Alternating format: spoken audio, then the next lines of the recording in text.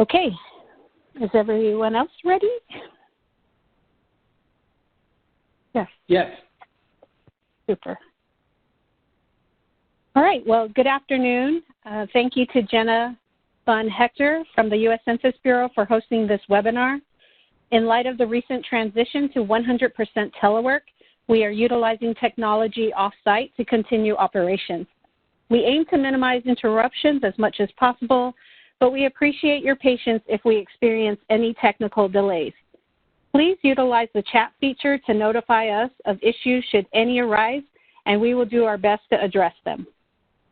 At this time, we do not have full conference call functionalities. We must request that all callers mute their phones and remain muted throughout the presentation. Today's Q&A will be facilitated completely from the chat feature. Please send us your questions as they arise, and we will address as many as possible at the end of this presentation. The PowerPoint presentation and transcripts will be accessible from the Census Academy's webinar tab. Please go to www.census.gov/academy. And thank you for your continued support of our outreach and education efforts. On behalf of the U.S. Census Bureau, welcome to the 2017 Economic Census webinar series. There are 20 webinars in this series that are broken down into two basic formats. One set of webinars will be structured around the geographies or individual states. The second set of webinars will be structured according to the North American and Industry Classification System, or also known as the NAICS sectors. If you're a regular to these webinars, you may have noticed that I am not Andy Haight. My name is Erlene Dowell, and I am a program analyst at the U.S. Census Bureau. However, I'm sure you've heard him. He will be on this call to help answer your questions. You can also tune in on Thursday, April 23rd at 2 p.m. Eastern Standard Time when Andy presents Economic Census updates on real estate and rental and leasing. Today's webinar will cover 2017 Economic Census date release for Maryland, West Virginia, and Virginia. Here's the latest agenda for the 2017 Economic Webinar Series and what's to come. U.S. stats are from the First Look report. We conduct more than 130 different monthly, quarterly, and annual census surveys every single year, beginning with the decennial census, which is mandated by the Constitution and is conducted every 10 years to count every person living in the United States and the 5 U.S. territories. By now, many of you have probably received a letter from the Census Bureau directing you to fill out your 2020 census online, by phone, or mail. If you have any questions, go to 2020census.gov. The next survey listed is the American Community Survey, or the ACS. The ACS took the place of the decennial census long form. This is an ongoing annual survey that gives detailed demographic, socioeconomic, and housing data. In addition to those demographic surveys, we also conduct a number of business programs. Every 5 years, Census conducts a census of governments, which identifies the scope and nature of the nation's state and local government sector. This census provides reliable benchmark figures of public finance and public employment, such as payroll, total employees, and finances of government. And finally, the Economic Census is conducted every 5 years and collects extensive statistics about businesses that is essential to understanding the American economy. The U.S. Census Bureau's mission is to serve as the leading provider of quality data on U.S. people and the economy. There are 58 different business surveys. This pyramid gives you a visual of the hierarchy of the different economic programs. At the top are our monthly and quarterly surveys. Every month, we conduct 17 out of 22 economic indicator surveys. They include programs like the Monthly Retail Trade Survey, which provides monthly estimates on sales and inventories at retail or food services stores. These surveys are very timely but highly aggregated when it comes to the level of geography, which is only shown at the national level. Moving down the pyramid, we come to the annual survey, which includes the popular survey like the annual survey of manufacturers and the annual retail trade survey, to name a couple. These annual surveys are more detailed than what are available in the monthly and quarterly surveys. They include information not only at the national level, but they even include data down to the state, metropolitan area, and even county level. Annual surveys tend to provide up-to-date trends to forecast future demands. At the base of the pyramid is the Economic Census that is conducted every 5 years on every employer businesses in the U.S. There are about 8 million employer businesses. The Economic Census is the most detailed, comprehensive economic program. It covers almost every 2 through 6 digit covered NAICS by the Census Bureau. These codes are known as the North American Industry Classification System codes. A link of a full list of exclusions is provided. One exclusion is that we do not publish data for agriculture, which is published by the Department of Agriculture since 1997. The Economic Census also provides detailed geographic information at the national, state, metropolitan area, and even county levels. We are publishing place levels for some sectors, but there have been some adjustments which we'll talk about later. The Economic Census also publishes other dimensions of data broken out by business size. There are 4 different dimensions that are available: employment size, revenue size, total number of establishment, and by company size. Just a sidebar, the revenue data is unique to the Economic Census. Other programs do not publish revenue data at all. We also publish data by the franchise or non-franchise owners. What makes the Economic Census so detailed is that it includes over 200 data variables such as number of establishments, employment, totals, or payroll. And as I mentioned earlier, one of the uniqueness of the Economic Census is that it publishes data on revenue broken down below the national level. The Economic Census also publishes the product lines data. Product lines are the detailed products and services provided by businesses and tailored to the individual industry. Finally, on this slide, where can we find the data? By now, hopefully you all know that the American Fact Finder has since retired. Now the availability of the Economic Census can be found on Census's new platform, data.census.gov, Census Business Builder, and other census tools. So how will the 2017 Economic Census data products be released? Data first started to be released back in September of 2019 with the first look estimates that provided national level estimates at the 2 through 6 digit NAICS code, and we will release the last data products, as you can see on the screen, around September 2021. Now let's look at the Geographical Area Statistics, or GAS release, and its resources. That still makes me laugh every time I say it out loud. This link at the top of the slide will take you to the page of what's been released and the upcoming releases in the next 30 days. We strongly encourage you to check it out. When you go to the URL that is provided here, you get 3 pieces of information. At the very top, you get a link to an Excel file that tells you in a tabular format what has been released. Just below there, you have upcoming releases that tells you what are the data products that are going to be released in the next 30 days. On the actual web page, in between the what has been released and upcoming releases, is this great infographic, which is also on the right side of this slide. This cool infographic shows you the states that have been released.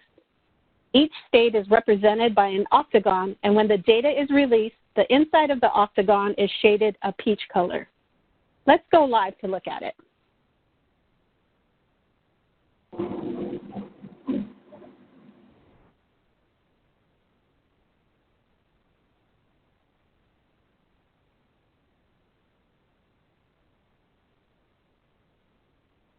Hopefully everyone can see my screen that I've jumped to this URL. And if I scroll down, we can see the infographic. So everything on this infographic is very intuitive, and you can see that there are numbers listed for how you would go about going to the information. So here we have the number 1, and you can select a section from this menu. So it says all, and you can use this arrow to go down, and you can pick which NAICS code that you would like to look at. The second number, it says hover over a state hexagon to access the state sector data. So I will go ahead and hover over Maryland because that's where I'm living. And if you can hear, there's a storm outside, so hopefully we won't lose connection.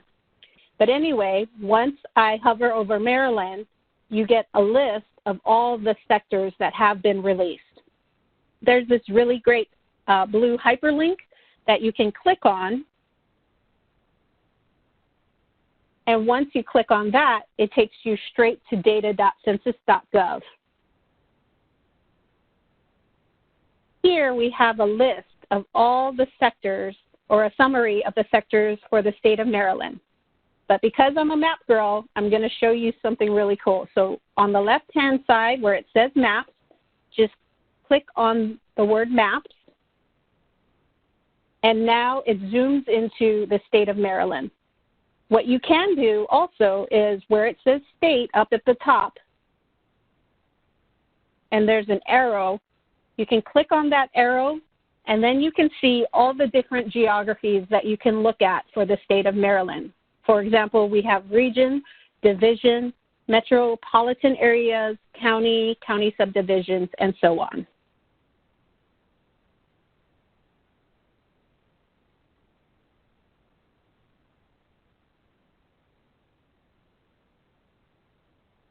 When we think about changes from the economic census, they can be grouped into 4 broad categories. The first are geographic area changes. Compared to the 2012 economic census, the 2017 census no longer has zip code data, but there is still zip code data in the zip code business patterns. Also, there is no place data for manufacturing due to privacy rules. There are also changes in the NAICS code that we will go over in a bit.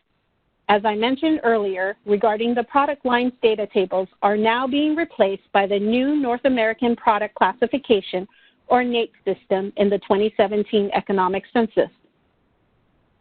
NAICS are product codes that Census publishes as part of the economic census. Under these new classification system, products are now going to be published consistently across their different sectors. So what that will allow users to do is hopefully allow them to more easily combine product data across industries. So for example, let's say we're interested in shoes. What woman is not interested in shoes? And you wanted to get information on shoe manufacturers, shoe wholesalers, shoe stores, and shoe repair. Those would be 4 completely different industries that would have historically had 4 very different ways of publishing the product data for those 4 different industries. Under NAICS now, that shoe data will be more consistently displayed. Be sure to check out the link at the bottom of the slide to learn more. Other changes include new disclosure rules and, of course, the new data.census.gov dissemination platform. Let's look at the changes for Maryland. There were no metro changes in the state of Maryland, but there were still 136 geographical area changes, with 59 places with area gain, 71 places with area loss, 0 place with a name change, and 4 drop places. What's not listed on the charts in this screenshot is the area gain of Andrews Air Force Base and area loss for Annapolis CDP. Be sure to check out the 2 links provided for more information.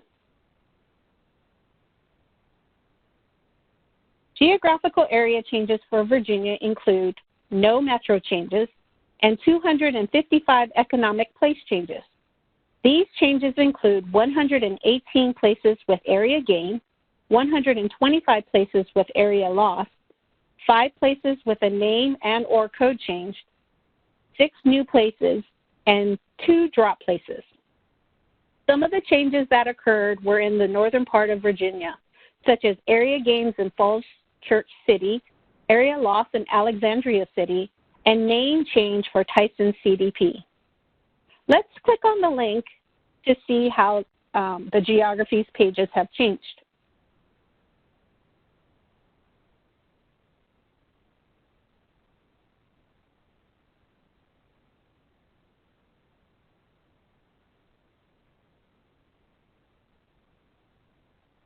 So once you're here on the geographies page, you can scroll down to where it says Change Notes and click on that.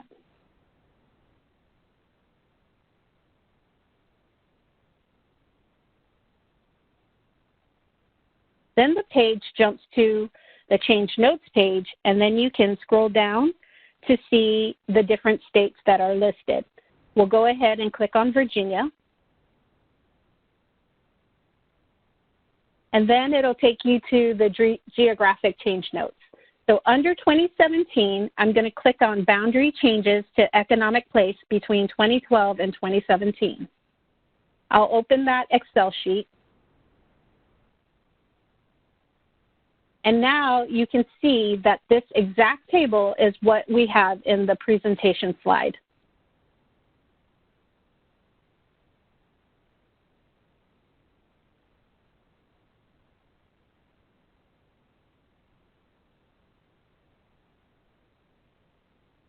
For West Virginia, there were no metro changes. There were 57 economic place changes, 28 places with area gain, 248 places with area loss, 0 places with a name change, 6 new places, and 3 drop places. What's interesting to know is there was an area gain in Charleston City and an area loss in Morgantown City. As mentioned before, NAICS, or the North American Industry Classification System, is a system that we use to classify every single business in the United States. Census assigns the NAICS code to the business based upon their primary activity. The next 2 slides will highlight the changes in the 2017 Economic Census. NAICS was also developed by OMB, or the Office of Management and Budget, Statistics Canada, and Mexico's STAT agencies. This was done to ensure that there was comparability across the North American countries. NAICS was adopted in 1997 and is updated every 5 years. Types of changes include one-to-one recode, which means there are no changes, but it has been recoded.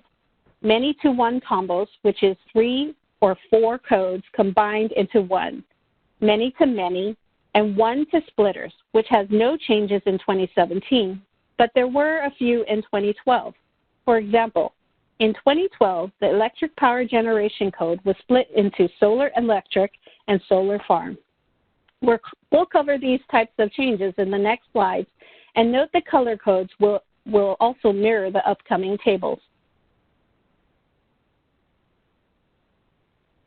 Let's go over a couple NAICS changes. The first one on the list is mining. The peach tables are codes where there's been some kind of partial shifts or many-to-many, as on the previous slide. So if you notice, we've changed the way crude, petroleum, and natural gas extraction is classified now to crude petroleum extraction and changed the codes. We also merged natural gas extraction and natural liquid gas extraction to just natural gas extraction. Manufacturing also had a few changes. The green highlighted tables are combinations or many-to-one.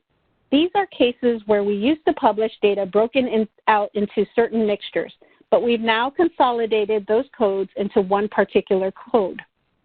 The biggest reason why this happens is because of industry decline or because industry consolidation. So let me give you a specific example.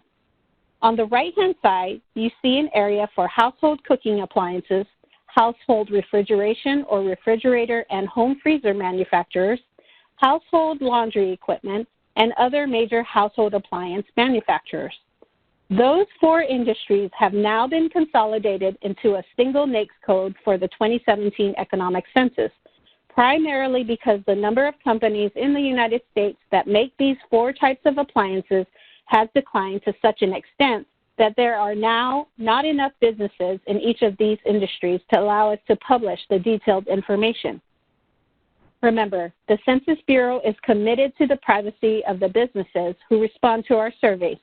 So if you have relatively small number of businesses making a particular product or selling a particular product in an area, we couldn't publish that data because doing so would disclose their identity. Next on the list is retail trade. An example of one-to-one recoding appears blue on the table. All other general merchandise stores changed from 42990 code to 42319 code. What's interesting to see is the green table of many to one, which includes electronic shopping, electronic auctions, and mail order houses, all combined under electronic shopping and mail order houses now. Other changes include information, real estate and rental and leasing, and professional, scientific, and technical services. The blue tables are cases where it's simply a recode, meaning the content of that industry has not changed at all, but the code that we classify it under has. So when you're now looking for data, for example, for general merchandise stores or all other general merchandise stores, that NAICS code is now a different NAICS code. Again, this is important when you're using these data because you want to make sure that you're pulling the data from the correct industry. For professional, scientific, and technical services, this is the only sector that has had a truly brand new, never published before kind of code, and that is for research and development in nanotechnology. So the primary place to access this data will be data.census.gov, but we also have Economic Census in Quick Facts on the Census homepage and in the Census Business Builder. With the 2017 Economic Census, we are also releasing some fun facts on social media and other platforms. These are the fun facts that we release for the three states we've been talking about. Each state is represented by that state's quarter. We have 2 examples for economic fun facts for Virginia about professional, scientific, and technical services establishments and educational services revenues. Also on this slide, there are links to fun facts along with an America Count story above. The key data variables we release in the Economic Census are sales, shipments, receipts, revenues, or business done. So these 2 charts show you the data that we have available for the state of Maryland. As you can see, wholesale trade tops the sector in 2017 of published sectors, and there's $100.9 billion. Wholesale also saw the largest increase in revenue between 2012 and 2017, up to $16.2 billion. Note, revenue data is not available at the state level for utilities, information, and finance and insurance sectors. In Virginia, wholesale was the top sector in 2017 with $137.8 billion. Wholesale also saw the largest increase in revenue between 2012 and 2017, which was up to $17.7 billion. Finally, in West Virginia, wholesale was also the top sector in 2017 with $23.5 billion, followed closely by retail trade of $23.1 billion. Retail trade, though, saw the largest increase in the revenue between 2012 and 2017, up to $41.4 billion. Arts, entertainment, and recreation was the only sector of the published sectors that showed a revenue decline over this period, which was down $144 million. What's coming next? As we discussed earlier, the North American Product Classification System that will be taking the place of the product lines will be available in November 2020. The way mining, manufacturing, construction used to be published has also changed in the 2017 and now is more consistent and hopefully easier to combine product data across the industries. Check out the link in the lower right-hand corner of this slide for guidance.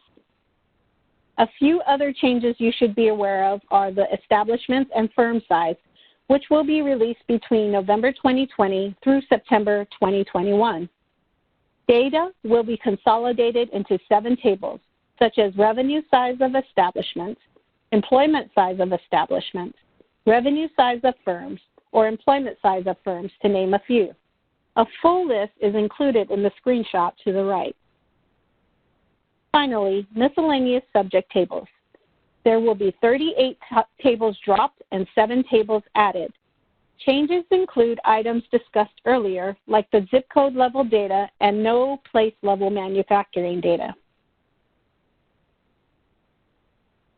In summary, here is a list of helpful links regarding the Economic Census, flow bases and what's to come up until August 2020, geography changes, new NAICS codes, and of course, data.census.gov.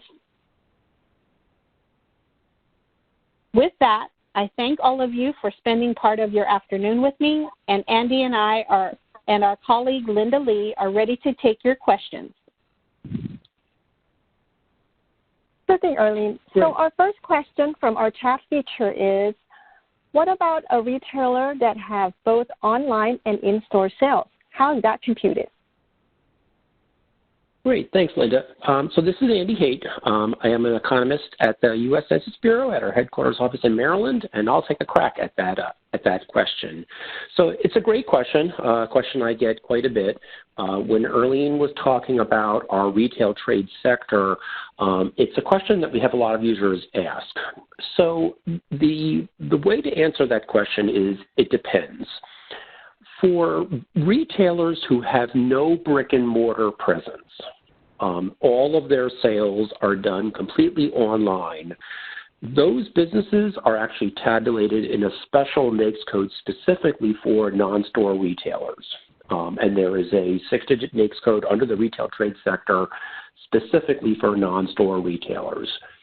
For businesses that do have a brick and mortar presence, so if you could think of the typical department store, let's say JCPenney's, that has both a physical presence and an online presence, then how their sales are recorded, whether they are tabulated in the detailed data for the store itself or whether they're tabulated in that non-store retailer code, depends a little bit upon how that product is delivered to the customer.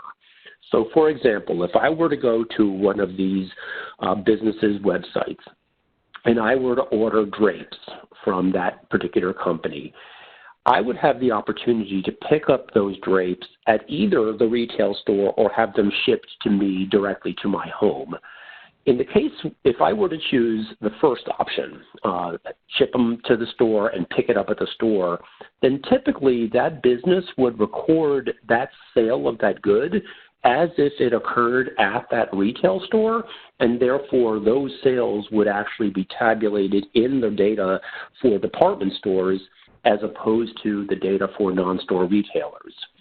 However, if that business were to, if I were to pick up the product and have it be shipped directly to me, then that product would be classified in a different, that sale would be classified under the non-store retail industry based upon where that shipment was originated from. So when I placed that order and the fulfillment center was in Delaware, let's say, then that fulfillment center would then record that retail sale for non-store retailers at that particular fulfillment center. So measuring e-commerce is a very important thing that we do at Census. It's data that we publish in not only the Economic Census, but also a number of our other economic programs, including our e-stats report, which is specifically designed for retail e-commerce, and not just retail, actually.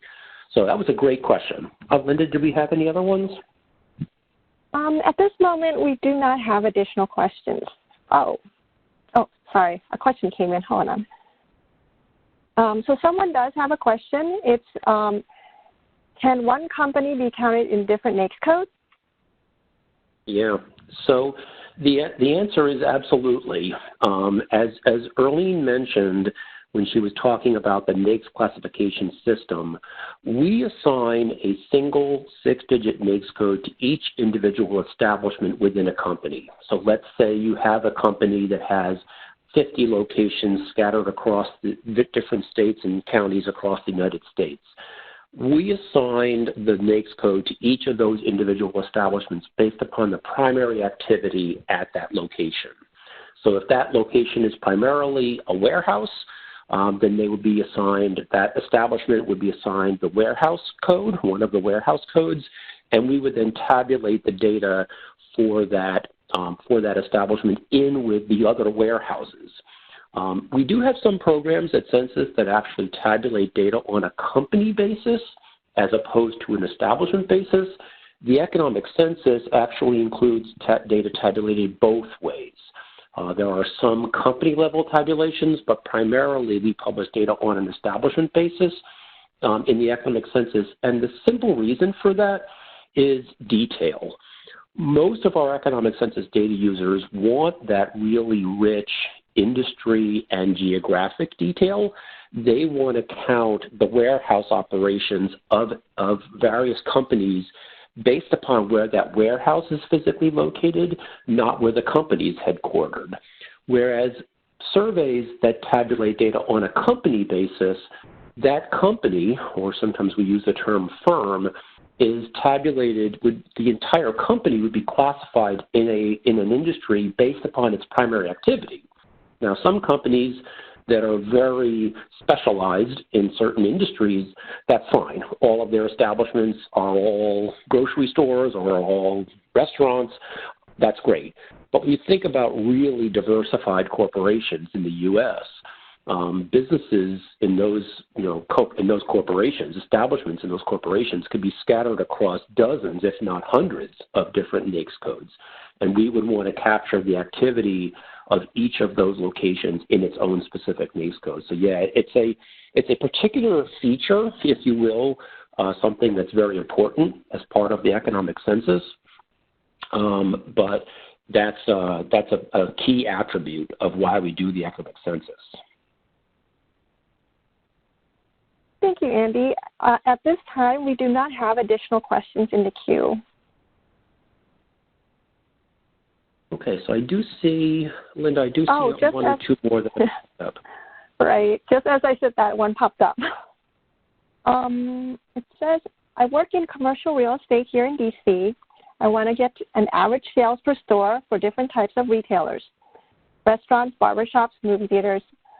When can I do it, and what should I do? What should I be cautious of? Right. So because we publish in the Economic Census data on both the number of businesses, number of establishments, and the sales of those establishments, you could easily take the sales number divided by the establishment's number and end up coming up with an average sales per establishment by industry, by geography. And in fact, some of our data tools do that math for you so that you could see grocery stores in Fairfax County earn X number of dollars, whereas grocery stores in Prince George's County, Maryland earn Y number of dollars on average. They're all averages because it's looking at all the establishments and all of the sales of those establishments in those geographies. But at least it gives you that ability to compare the data across geography to be able to do that sort of cross comparison.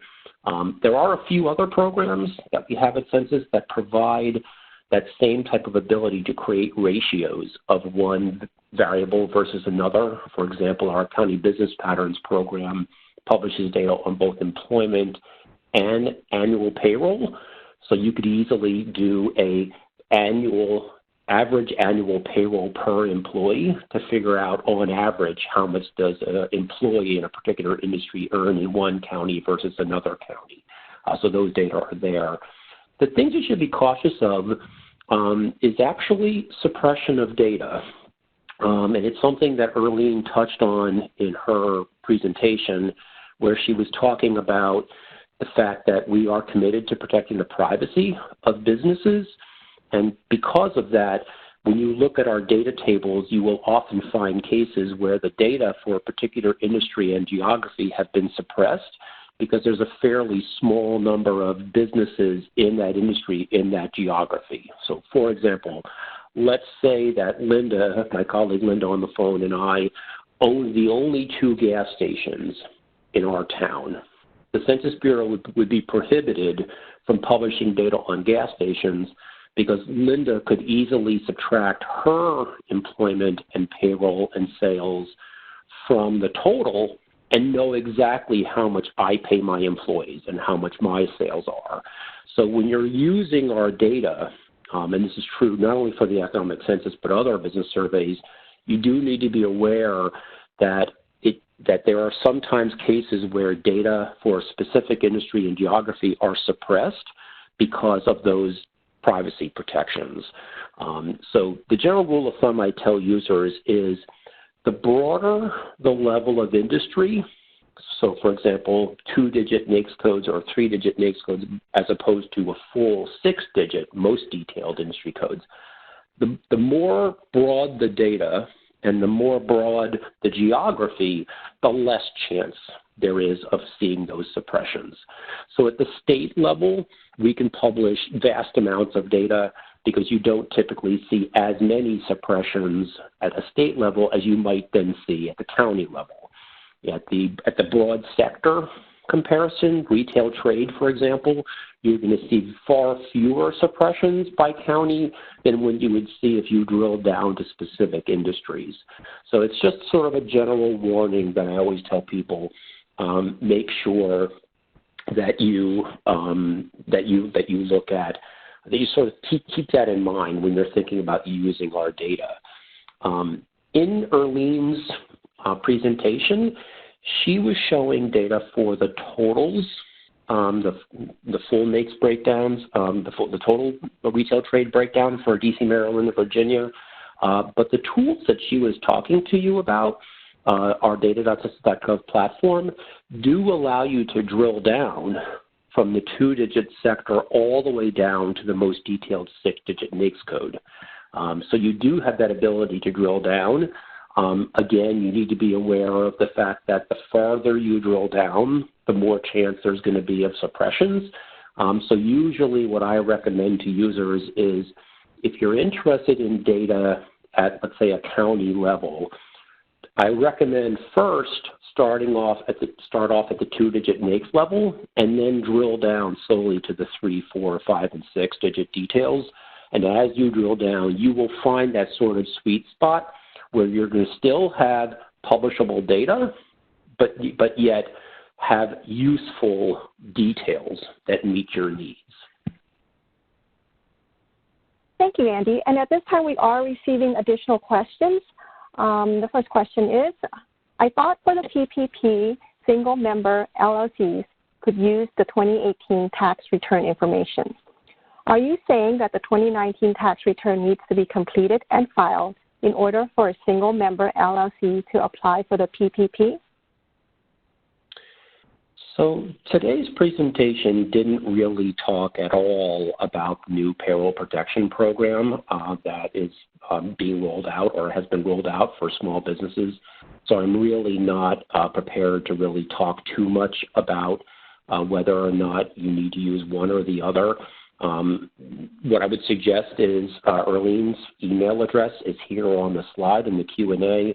If you want to send her an email, she can forward that information on to someone who could probably answer that. Again, this is census data can be used by businesses, but it doesn't really apply to the PPP. Thank you, Andy. Our next question is, when can I get the full NAICS breakdown instead of just retail trade for DC, Maryland, and Virginia? Right. So while the infograph, the data visualization that Earlene showed you, brought you straight to the 2-digit NAICS data, When we publish data in the Economic Census for a state and sector, so let's say we release the data for retail trade in Maryland, we not only publish the data for the retail trade sector total from Maryland, but at the same time we publish the full 3, 4, 5, and 6-digit data. And similarly, not only do we publish the retail trade total for the state of Maryland, but we also then publish all the metros, the counties, and even the places, the cities, towns, villages, and boroughs in Maryland all at the same time. We just flow out the data in these sector by state chunks, but within each of those major chunks of data, we include the full industry detail and the full geographic detail in there. What I always tell people is in the visualization that Earlene showed you all, when you click on one of those links and it brings you into our new data.census.gov platform to the detailed data, once you're in looking at the data file, you can then further refine the industry and geographies that you are viewing on the screen by using the menus in data.census.gov to get to those more detailed geographies or industries. The real benefit of the visualization is it brings you right there in the first place. It bypasses all of the basic high-level menus in data.census.gov and brings you straight to the data so you can then begin that additional drill down. Thank you. Our next question is, are there any quarterly or monthly data by state, and also is the economic information available down to the census tract level? So of the 17 leading economic indicator surveys that we conduct at the Census Bureau, 15 of those 17 only show monthly and quarterly data at the national level. And that's primarily because these are sample surveys that statistically can only publish data at the national level. However, there are two notable exceptions. First, every month we publish detailed data on building permits, new residential building permits, down to the permit issuing area level. So whether that's county or whether that's city, data are published every single month on new residential building permits down to that small level of geography. And the second exception to that rule is our trade data. As Earlene mentioned to you at the very beginning of the presentation, we publish a vast wealth of business data at the Census Bureau, 58 actual different business surveys that we conduct. One of them is our international trade data. So we have detailed data every month on imports and exports by industry, by commodity, and by country of origination and destination. So, for example, if you wanted to find out some information about how many used automobiles were exported out of the Port of Baltimore, Maryland, every month, that detailed commodity and port-level data are available from the Census Bureau. But those are the only two programs that have monthly data, or in some cases quarterly data, that is published below the national level. Thank you, Andy. And our next question is, are employee demographics and income data available for the economic location data? Right. So when you think about the demographic characteristics of employees, of workers, our business data programs have some information about the demographics of the employees, but honestly, the best resource at the Census Bureau to get demographic characteristics of workers is the American Community Survey, which is actually one of our household-based, people-based, if you will, programs. They publish detailed industry and occupation data that is published by age and race and ethnicity and veteran status and a variety of other dimensions. So there's really great workforce information available from the American Community Survey. And as my colleague Earlene would tell you, there's also really good workforce information available in our local employment household dynamics, longitudinal employer household dynamics program, LEHD program, that matches up data on the workforce and the businesses that they work in. So you do have that really good mashup. Now, the one exception to that rule that I said about not very much demographic characteristics of businesses is we do publish information in our economic programs in a program called the Survey of Business Owners and the Annual Survey of Entrepreneurs that publishes data on the race, ethnicity, gender, and veteran status of the business owner. So if you were interested in finding out how many female veteran-owned hair salons, just picking something, are there in the United States and in Maryland, that type of data would be available in the Survey of Business Owners and the Annual Survey of Entrepreneurs. Those two surveys are both being replaced with a brand new survey called the Annual Business Survey, ABS, that is scheduled to be launched in mid-May that will publish similar data as we had in the SBO and in the ASC. It'll just be done annually instead of every 5 years, the way the SBO was. So you've got that. And I do see, Linda, that there was another question about geography. The person wrote in, is our economic data available down to census tract level? The short answer is no. The most detailed geography we publish at the Census Bureau for our business data is zip code, and even that data is pretty limited to just counts of businesses by industry, by zip code. And as you could probably guess, the single biggest reason for us not publishing data below the zip code level is privacy. While it's easy to slice and dice 330 million people in the United States down to individual census tracts, the same cannot be said for the 8 million employer businesses or the 24 million self-employed people that we measure in our economic programs. When you slice and dice those 8 million businesses down to census tracts, you very often run into cases where there may only be a single grocery store or a single doctor's office or a single hospital located in that census tract. And in every one of those cases, we would have to suppress the data for that industry and tract because it would be a privacy violation. So we only go down to place, which is city, town, village, and borough, and we have a little bit of data through the Zip Code Business Patterns program by zip code. Thank you, Andy. And at this moment, we do not have additional questions from the chat feature. Great. Thank you, Linda. Let me turn it back to you. Thank you, Andy.